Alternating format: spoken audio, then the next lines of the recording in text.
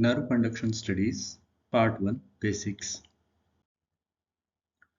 Nerve conduction studies evaluate the functional integrity of peripheral nerves by electrically stimulating nerve fibers and recording the evoked responses.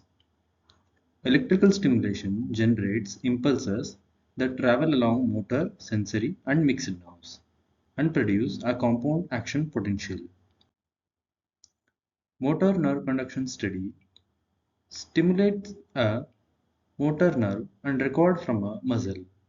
It produces compound muscle action potential, helps in assessing conduction in a motor fiber indirectly. Sensory nerve conduction study stimulate and record directly from the sensory nerve, produces sensory nerve action potential, evaluates sensory fiber function.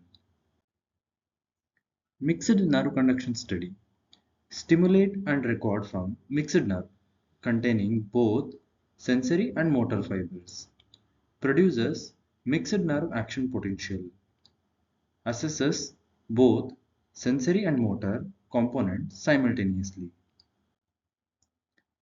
So, nerve conduction studies help in localizing the lesion, differentiating the type of neuropathy, characterizing the demyelinating versus axonal disorders, assessment of peripheral nerve function. Stimulators.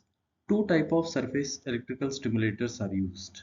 One, constant voltage stimulator. Here voltage remains constant, current varies depending upon tissue impedance. Second one, constant current stimulators. Current remains constant, voltage changes according to skin resistance and impedance. Cathode and anode. Cathode is a negative electrode, causes depolarization. Anode is a positive electrode, causes hyperpolarization. In bipolar stimulation, both electrodes are placed over the nerve. Cathode is positioned closer to the recording electrode. Anodal block.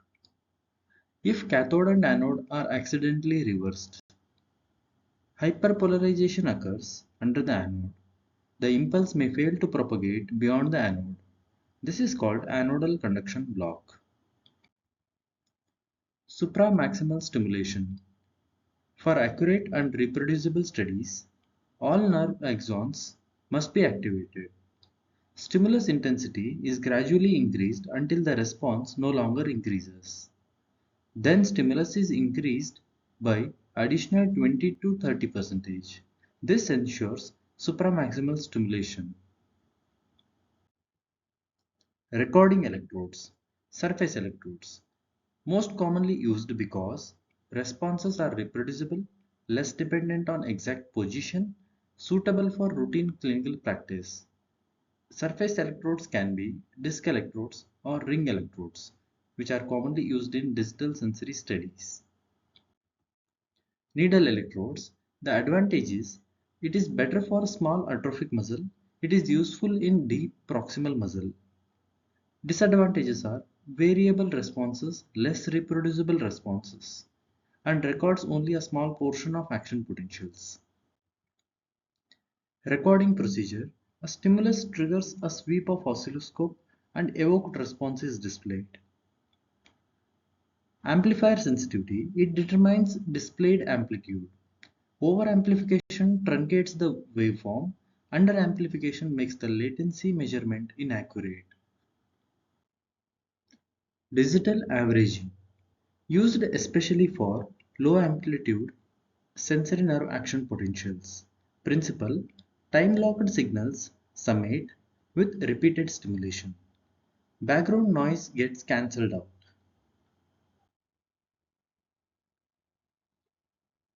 Compound muscle action potential is obtained from motor study. Sensory nerve action potential is obtained from sensory study. Mixed nerve action potential is obtained from mixed nerve study. Cathode produces depolarization. Anode produces hyperpolarization. Supramaximal stimulation is essential for accurate nerve conduction study. Ring electrodes are used for digital sensory recordings. Digital averaging improves low amplitude sensory nerve action potential recording.